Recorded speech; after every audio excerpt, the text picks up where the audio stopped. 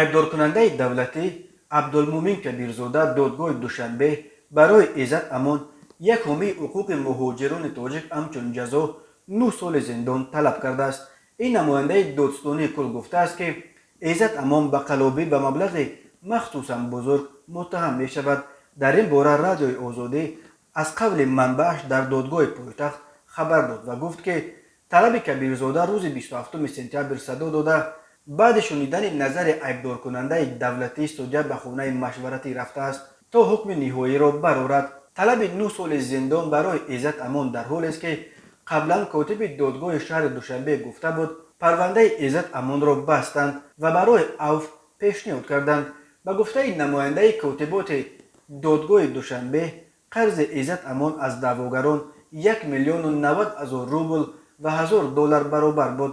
ҳамашро супориданд. ин имкон медиҳад ки иззат амон мавриди авф қарор бигирад ва озод шавад. аммо барои шомил шудан ба авф бояд аввал ҳукми додгоҳ дар мавриди парвандаи ӯ эълон шавад.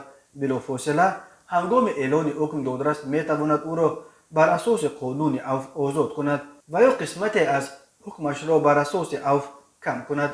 ин ҳомии шинохтаи ҳуқуқи муҳоҷирони тоҷик аз замони ба таври мармӯз аз москва рабуда шуданаш дар таърихи 25 март инак ним сол боз дар боздоштгоҳи рақами 1 дар душанбе бо иттиҳоми бофтаи қалобӣ дар ҳабс қарор дорад. пайвандони иззат амон чандин бор гуфтанд ки ҳарчанд иттиҳомоти эълон кардаи мақомот сохта ва даъвоҳоро бар дурӯғ мешуморанд вале ба хотири зудтар озод шудани ӯ пардохтани тамоми ин пулҳои даъвоиро ба гардан гирифтанд.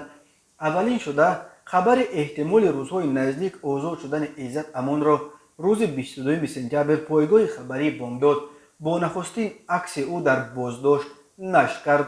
дар ин акс иззат амон дар яке аз ҳуҷраҳо дар бинои додгоҳи шаҳри душанбе сабт шуда буд. иззат амон рӯзи 25 марти соли ҷорӣ амагӣ чанд рӯз баъди лағви шаҳрвандии русияш ба таври мармӯз аз москва ғайб зад ва 2 рӯз баъд дар душанбе пайдо шуд. вазорати корои дохилаи тоҷикистон эълон кард ки иззат амон дар ин вазорат дар боздошт қарор дорад ва ба зиддаш дар убоб бо иттиҳоми қалобӣ парвандаи ҷиноятӣ кушоданд.